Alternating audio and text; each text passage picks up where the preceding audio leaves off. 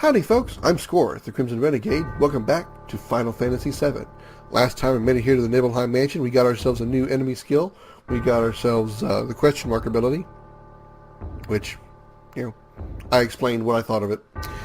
And now we're going to go open the safe. But before you do, I strongly recommend you go back out, before you actually open the safe, go leave the Nibelheim Mansion, leave Nibelheim completely, and go out back to the world map and save. Because you don't get a save point anywhere in this mansion. So go out and save, and then come back in here. Because when you open the safe, you get a gift. I'll show you what it is when we get up there. I also recommend if you encounter a battle on the way back to after you come back from saving, you come in here and you encounter a battle. I suggest go ahead and running from it, especially if you encounter these guys here. These what look like pumpkin heads on shuttlecocks.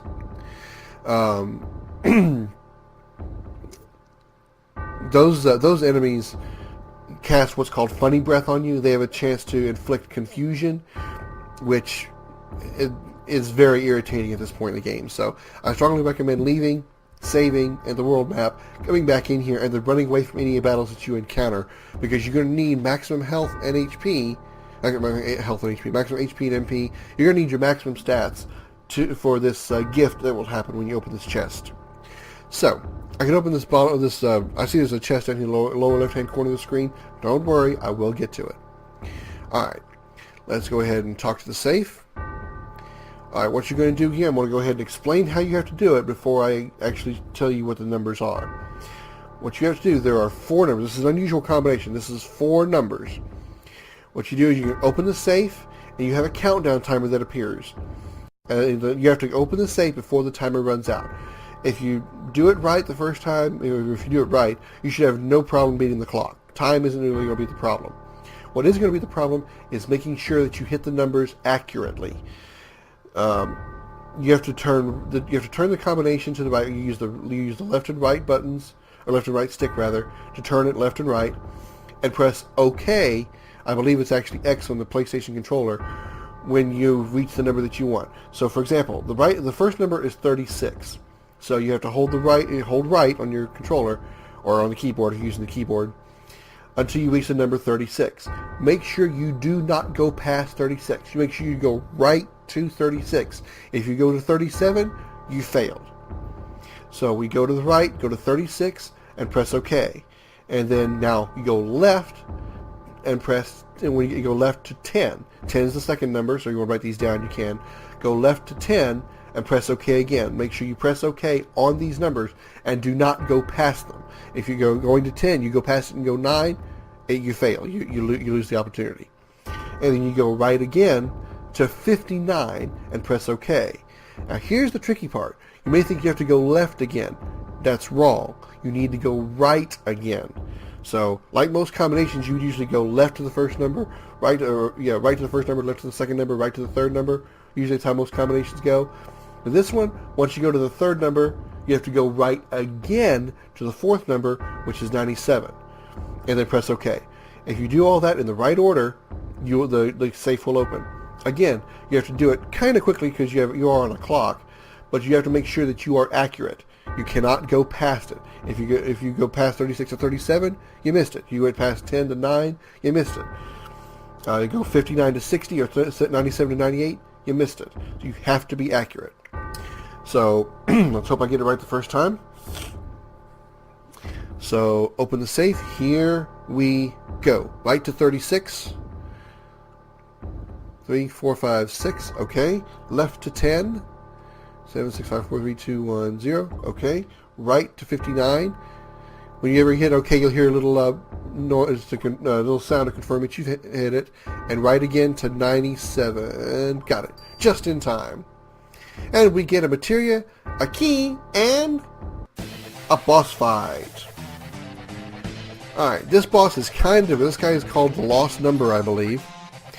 Let's go ahead and start with backslash for some good damage. It's called the Lost Number. As you can see, he's half red and half purple. And what he does, he'll cast magic and physical attacks on you. The important part is you can attack with whichever way you want to do it. I'm going with Aqua and Beta here. I'm going to be doing mostly magic.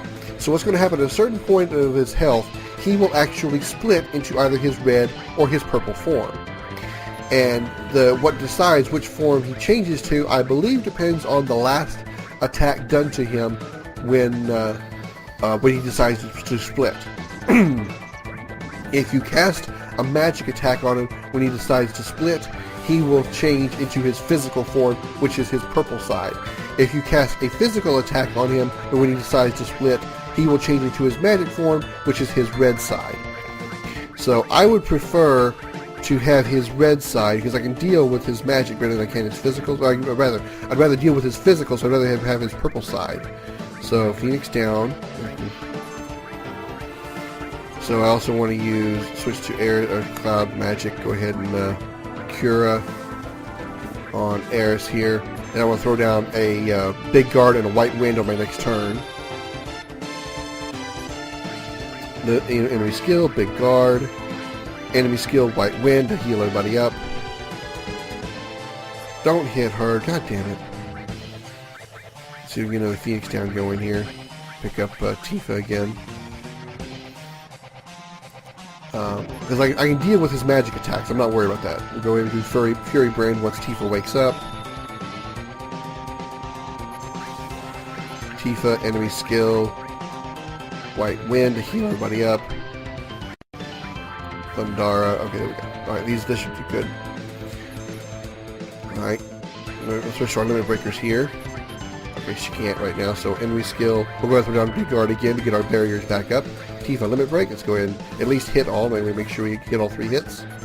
I get credit for using the ability, so backslash again. There goes Tifa. I'm pretty sure that when he decides to split, he will split to the opposite of what he was last attacked. So like I said, if his last attack when he splits is physical, he will split to his magic form, which will be red. If his magic is the last one that hits him, he'll split to his purple form, which is his physical attack. So once he splits, he will do... Okay, I did a physical attack there, so we switched to physical. So okay, I don't know, maybe he did... I don't know if it's randomized or if I said it wrong. But he is now very strong to physical attacks and susceptible to magic. So, as you can see, he did a lot of damage there, so we want to make sure that we definitely go with magic here. We need to pick up Tifa again. Phoenix down.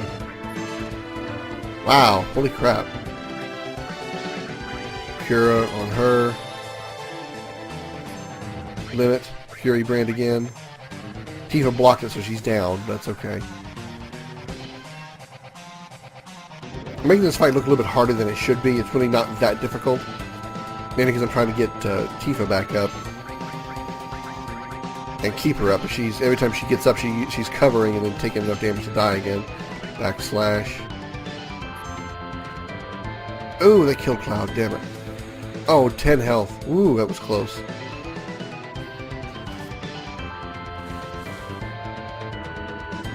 I think that limit attack did very little damage, so... Let's see if we can put some... I don't know if he's susceptible to poison or not. Let's find out. Fury Brand again. He's going to go down. Limit. Ooh, this is not good. I'm going to have to do this again. Yep, I screwed up.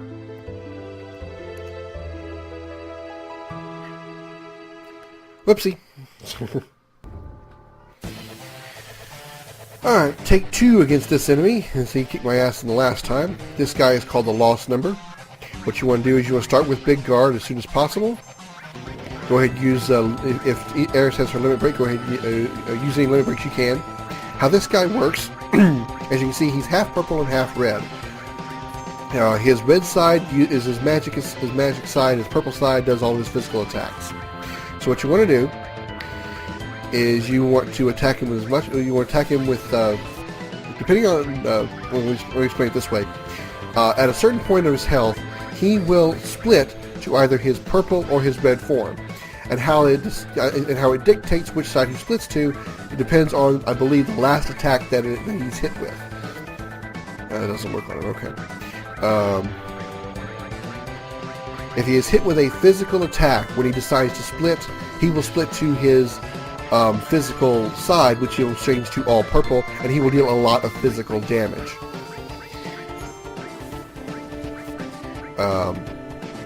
If you hit him with a magic attack, when he decides to split, he will split to his red side. He will deal a lot more magic damage.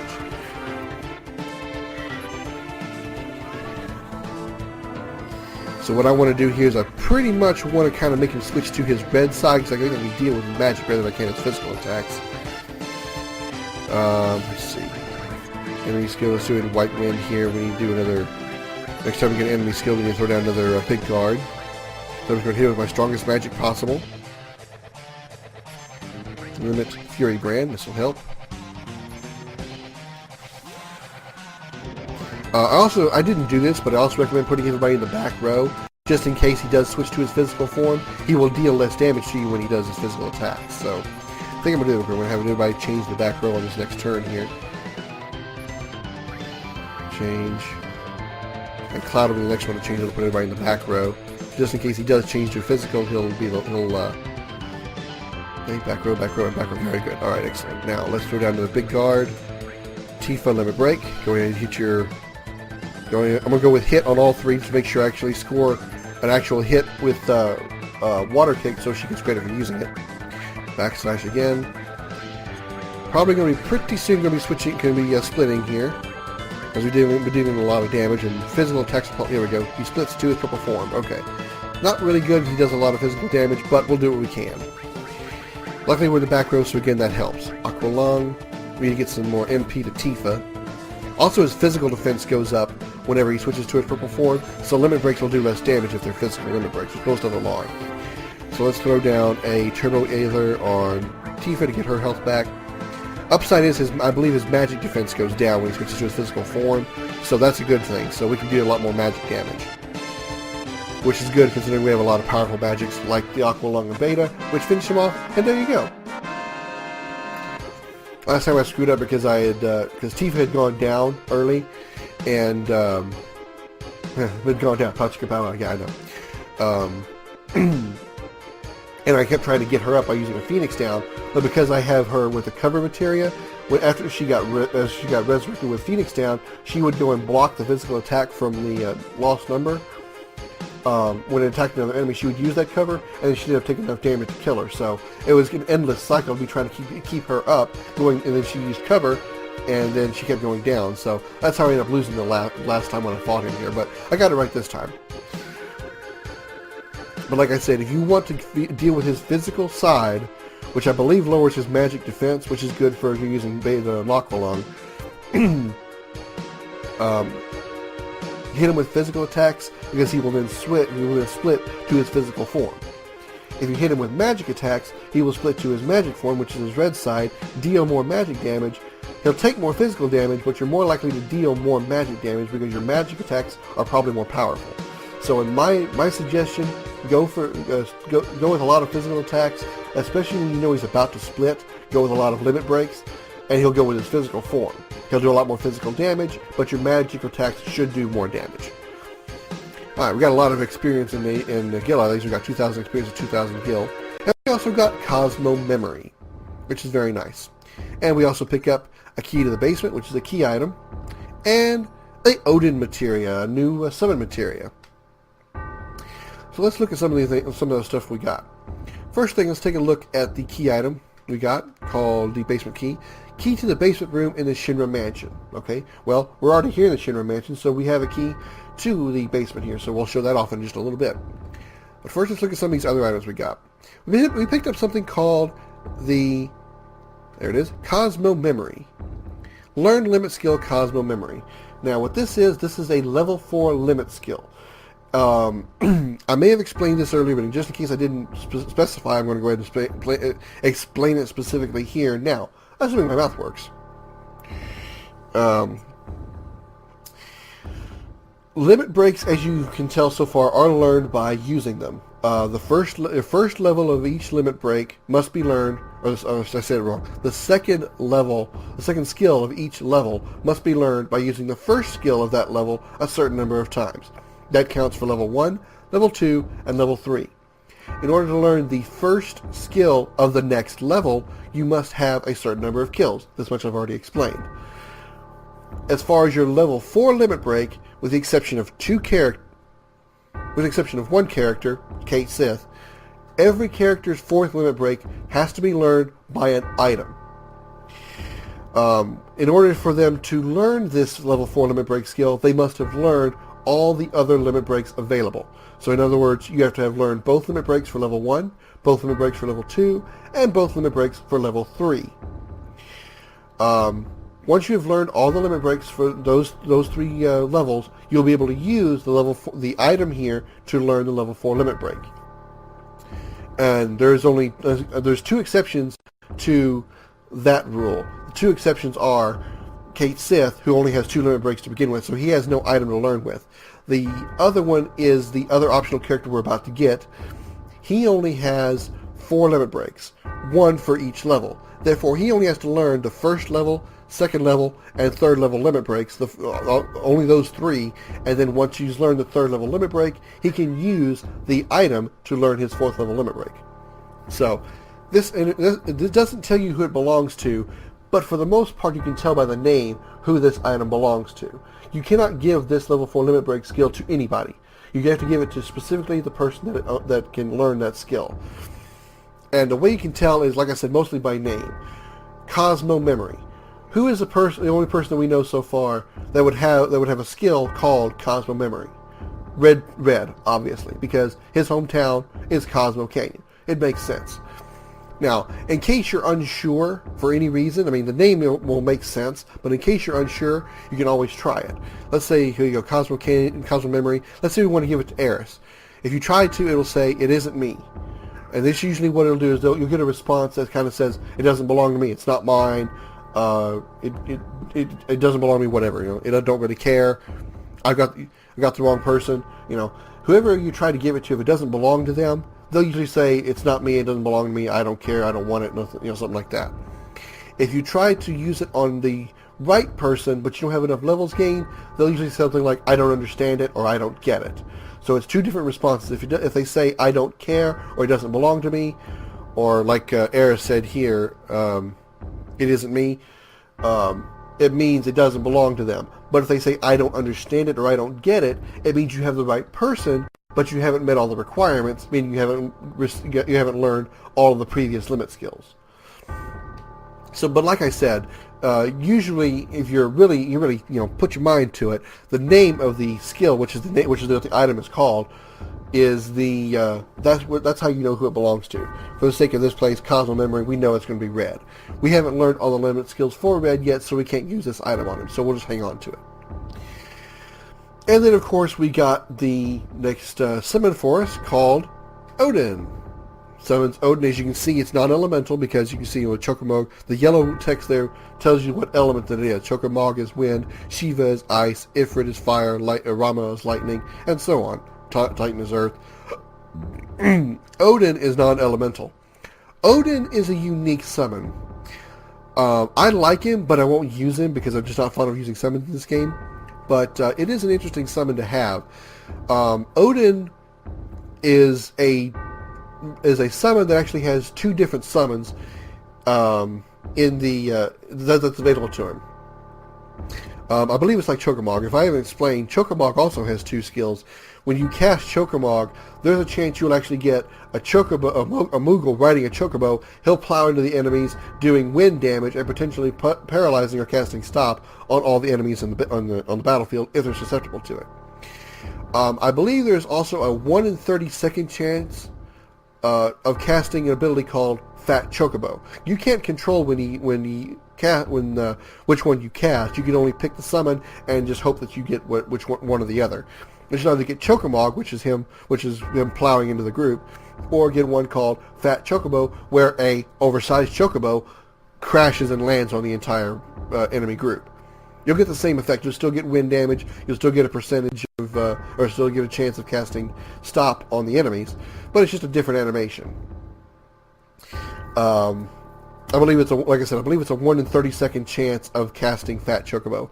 I believe during boss fights, I think the chance actually goes up to 1 in 16. I think. I'm not entirely sure on that. When it comes to Odin, he also has 2 attacks that, again, you can't choose from. One is called Steel Bladed Sword, which is an instant kill attack. he will come. The Odin will come down on his horse, and with a really sharp sword, really nice sword, he'll cut through all the enemies on the battlefield. If they're susceptible to instant death, cut them in half and cast instant death on them and instantly kill them. He will cast Steel-Bladed Sword on just about... whenever you cast Odin, most of the time on regular encounters, you will probably get Steel-Bladed Sword because the majority of regular enemies are susceptible to instant death. At least Odin's version of instant death. There are some chances that he might miss too when he comes down to do his attack. He'll slash at, like, say 5 enemies. 3 might end up getting split in half, and 2 might say miss. But during boss fights, he will not come down with Steel-Bladed Sword. He'll come down with another attack called Lunge Lance, I think, or something Lance. I forget exactly what it's called. Gunga Lance, Gunge Lance. I forget exactly what it is. Anyway, he comes down. He'll throw a lance in the air. It'll go up and come down and hit all the enemies on the battlefield for standard damage. It will not cause any kind of instant death. So Odin is pretty interesting in that fact that he can cast Steel-Bladed. You can do Steel-Bladed Sword, which is nice, but it only works on standard enemies, and bosses he'll use another attack, which is pretty interesting. I may show Odin off in one particular battle, but I eventually will show all the summons and maybe like a bonus episode or something. But like I said before, I really have no interest in actually using the summons because I don't really have an interest. I just don't. Okay, with that done, let's go ahead and heal up here. Let's put the high potion on Tifa to get her health back up. We'll use an Ether on her as well to get her MP up. And Eris. Okay. Let's go ahead and put Tifa back into Fury. She lost Fury when she went down a while ago. Alright. Did she die? Oh no, I used a White Wind. I think I used White Wind that cured her status or whatever. Anyway. Okay. That's done. We have the key to the Shinra Basement, and we have all that stuff. Let's go ahead and get some items. Let's go over here and open this chest. For an enemy launcher. I believe that is a weapon for Barret. Let me double check and make sure. I need to go to item because I don't have him in my inventory, in my party right now. Yeah, enemy launcher. It is a long-range weapon. It is a weapon for Barret. So I don't know if it's better, but we'll find out later. Let's look elsewhere and see what else we can find about some chests. I think we can find some downstairs. Let's go in this room over here. And here's another piano. If you wanted to, you could play on it, but some of the buttons are broken, so it's kind of useless. I think playing on this piano with the broken buttons, I think that is part of the clue and how you find out what the combination is to the safe. But like I said, I'm not entirely sure because I've always had the key. I've always had the combination with me. All right, what kind of enemies do we have here? All right, we have these annoying guys. I'm just going to run away from them because they're just too much of a pain in the ass to deal with.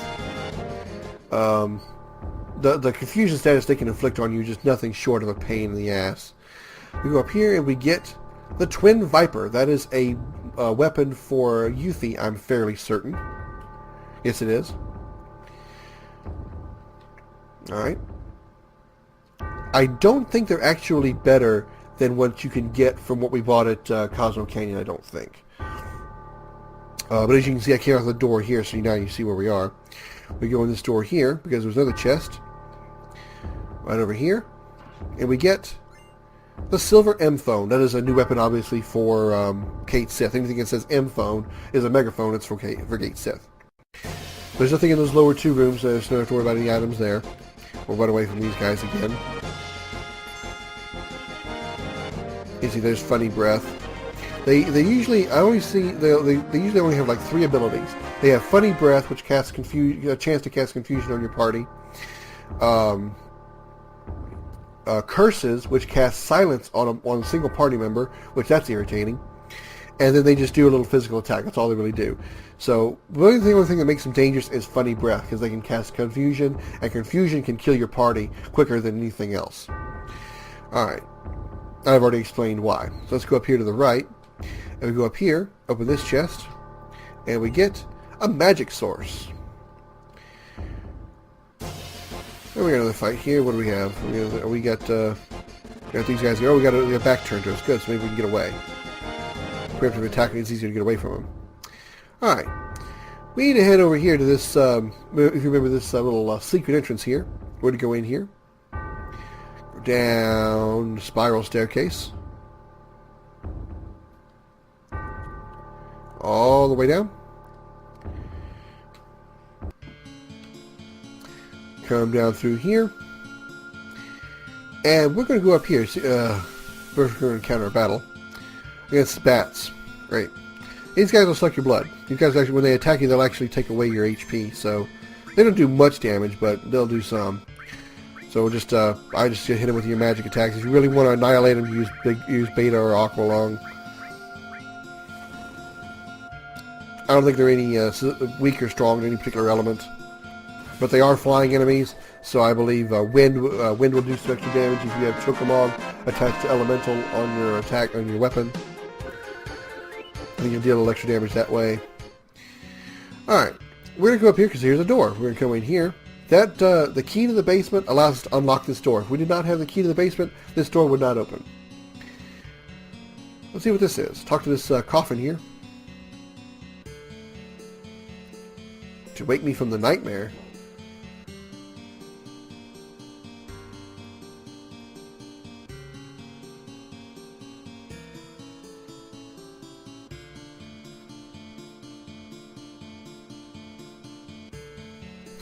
Eris is right on that. To atone.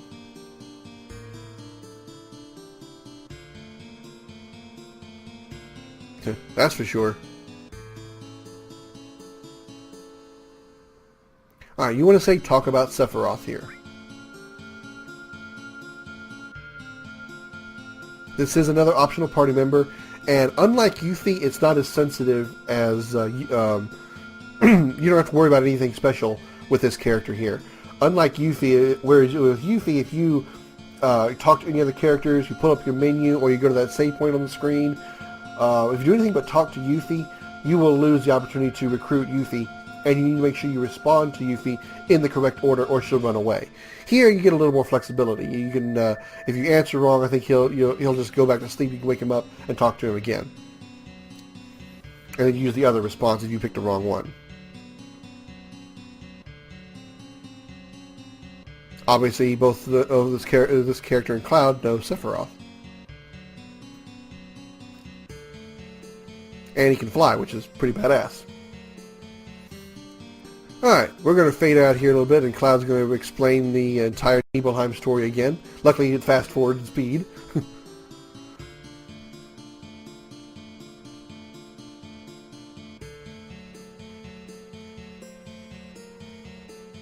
That's right.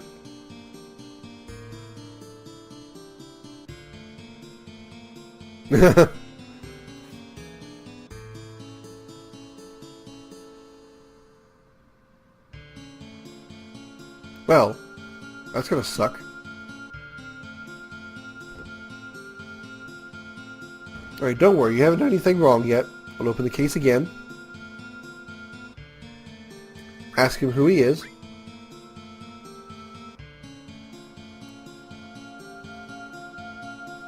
Ah, former Turk.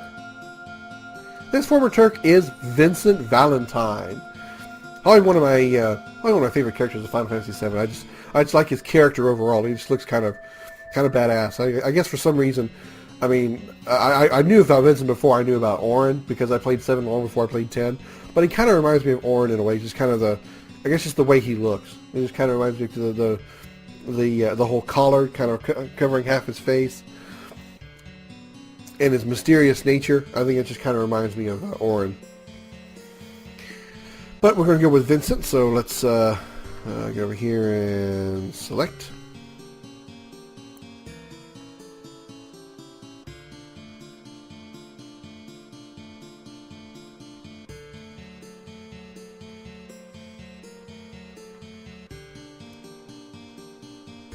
Lucretia.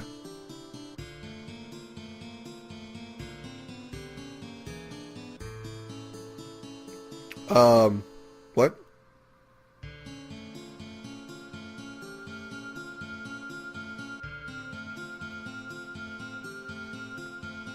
Well, it's either one or the other. You can't have two moms. Well, I mean literally. Uh-huh.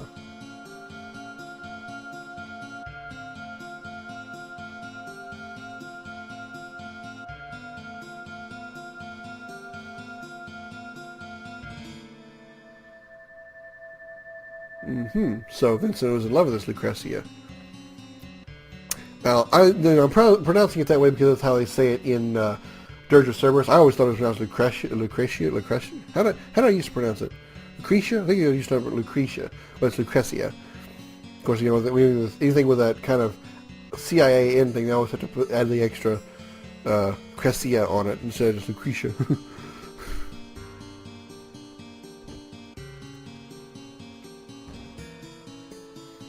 You can talk to him again. He says, "Let me sleep." No, and that's all you can do. There's nothing more you can do. So we're going to go this way. We're going to take a right and go into a fight. I did not mean to rhyme that. Okay, here's an annoying enemy. This guy is called Yin and Yang. There's actually two parts of him, even though there's one enemy, called Yin and Yang. The annoying part about this enemy is he takes forever to do his moves. Let's just go ahead and hit him with his most powerful magics we can. You see he's taking 3 steps forward, going to cast a skill. There it goes, okay. And what's worse is sometimes at a certain point, he'll just stand there. And we'll get an explanation in a minute. Yang's happy, okay. I have no idea what any of this means. It's not like he's about to do it, it's not like any kind of special ability or anything. It's just what he does. I can't explain this enemy. I really can't. I just know that he's in 2 parts. And we just defeated his left part.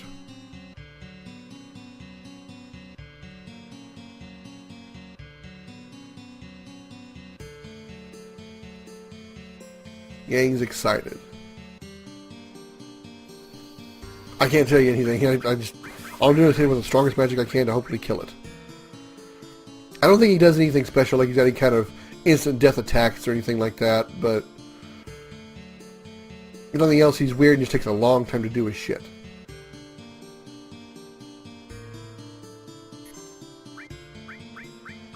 I don't think he can be manipulated. I don't think he can be poisoned.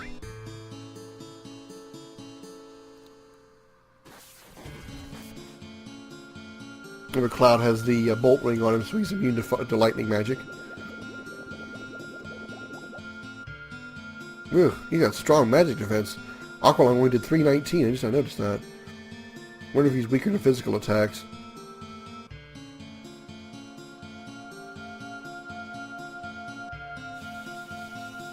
I'm actually just start going with physical attacks just to see. I'm not entirely sure.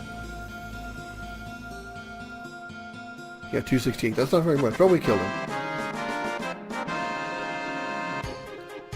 Okay, he has a really high magic defense stat. I didn't realize that. And he's one of the more irritating enemies in the game. Alright, let's head over to the right. Alright, anything down here? Nope. Alright, let's head up this way. All the books are all scattered everywhere. Well, look who it is.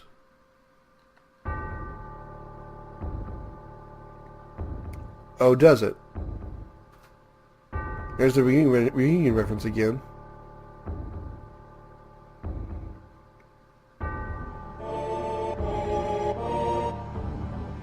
A calamity from the skies?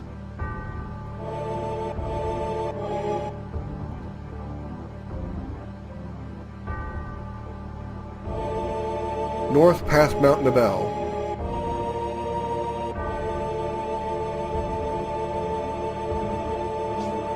Ooh! He hits us with a materia. And then flies away. Alright, that's all we can do. Let's go here and get this odd materia that he threw at us. It's called the Destruct Materia. Not a bad materia, but not really useful in my opinion either. That's all we can do here. We're done with the mansion. What Destruct does... the right scene. Here we go. It is another magic... It is green, so it's magic materia. So if you want to get the Master Magic Materia, make sure that you master this materia out. It comes with Debarrier, Dispel, and Death. So what it does is, as you can tell by the descriptions, is it removes barriers, removes spells, and can cast instant death. Three magics I don't really care to worry about. The barrier does exactly what it sounds like. It actually removes barriers from an enemy. So if they cast... Remember how Rufus cast... or actually I think it was his dog that cast barrier on himself and on Rufus during the battle at the top of the Shinra Mansion, Shinra Tower rather, back in Midgar. If I had the Destruct Materia, I could have cast the barrier and it would have broken that wall. Dispel removes, I believe it only removes, yeah, Dispel removes, what's what I'm looking for, positive status conditions. So, say the enemy casts haste on themselves, or something like that. So some kind of status ailment or affliction that boosts their abilities. It's a positive one. Dispel will remove that. It's kind of the opposite of, say, kind of what a remedy does. A remedy will remove negative status ailments. So say you're afflicted with silence and poison and sleep. If you throw a remedy at that person, it will remove all those status ailments. Dispel works the same way, but I think it only works on positive status ailments. I don't think Dispel you can cast on an afflicted ally with negative status ailments, and I don't think it's going to work. I don't think it removes them. And then Death, obviously, it's an instant death attack. It casts instant death. I believe that instant death, however, is different from Odin's. Whereas I said before, Odin, you pretty much will always come down with steel-bladed sword in standard fights and instantly kill pretty much the entire enemy group. Death is a little bit more inaccurate. Death will miss more. But, again, I don't really care for instant death because I don't really need it. I mean, it never works on bosses because all bosses are immune to instant death. And, you know, I can usually attack with enough firepower with most of the times I can one-hit just about any enemy in the game, especially if I use powerful magics like Beta and Aqualung. So, okay. That's the Destruct Materia. It's a magic materia. I'm not going to use it. But if you're trying to get the Master Magic Materia, you need to max it out. Alright, we're done here in the Shinra Mansion, so we're going to go ahead and leave. I guess I must have screwed up something with Vincent, because he's apparently not going to... Wait, what?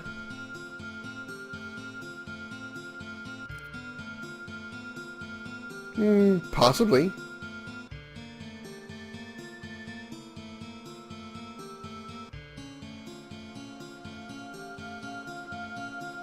Oh, he decided to go with us. That's true. And we have a new party member, Vincent. We had unlocked an achievement for getting Vincent because he's a secret party member. He comes at level 29, which is pretty powerful right now. He'll usually, just like Yuffie, Vincent will come at your level. He'll when he joins your party, he'll come in at pretty close to your level.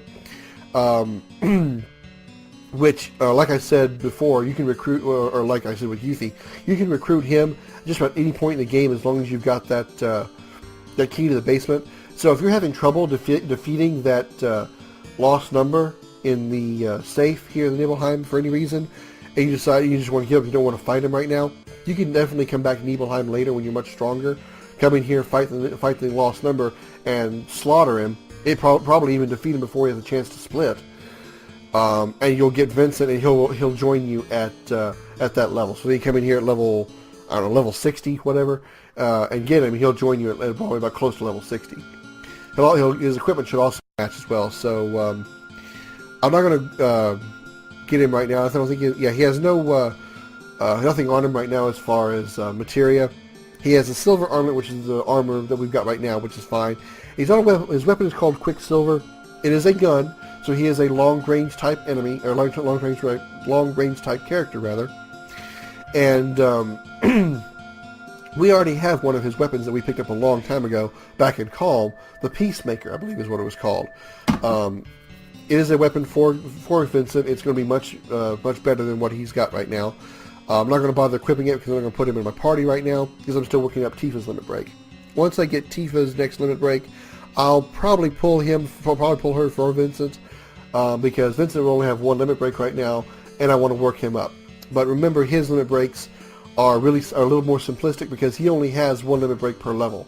So all he has to do is use his limit breaks every time.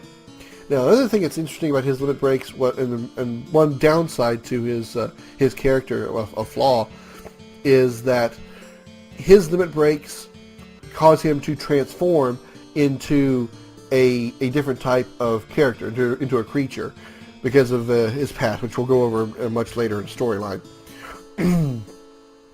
When he changes into this form, he becomes berserked, essentially. I'm no longer able to control his actions. So he will cast whatever abilities that his transformed form will do. The problem with that is, because he's berserked and I can't control him, he can sometimes cast abilities that will actually benefit the enemy, or will not do as much damage as it would because, say, that enemy is resistant to it. So, for example, say he changes into a form that casts a fire elemental attack.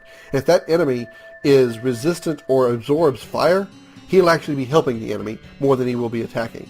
That's the only reason I will probably not be using him very much. I will definitely level up his limit breaks just to show them off and kind of for completionist's sake to have them, and because it's an achievement to actually get learn the level 4 limit breaks for all characters. But overall, I will probably not use him because his enemy skills make him go, or his limit breaks go and give him berserk and make him go into a berserk status, which I don't like.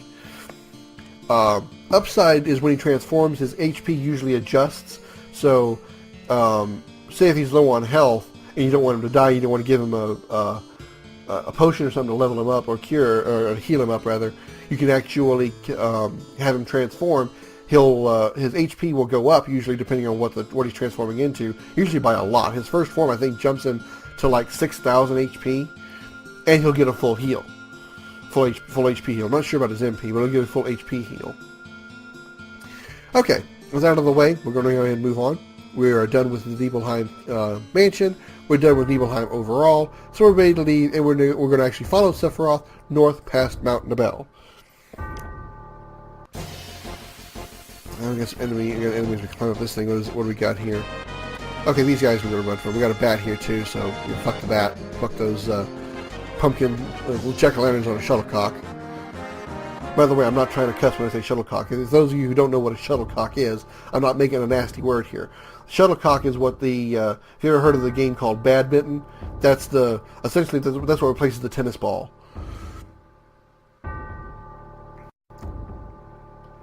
All right. We are done with the Nibelheim Mansion. We are done with Nibelheim overall, and we are going to head to the Mount Nibel in the next episode of Final Fantasy VII. Don't forget to like and subscribe, and check out the links at the end of the video for more of my videos. I'm Scoryth, the Crimson Renegade. I'll see you later. I'll meet you guys outside of. I'm gonna go north. Then we're gonna go this direction, because going north here just takes you right to Mount Nibel. It takes you to the world map between Nibelheim and Mount Nibel. So I'll meet you guys on the world map between Mount Nibel and Nibelheim. So that's where I'll meet you. So see you then. Bye.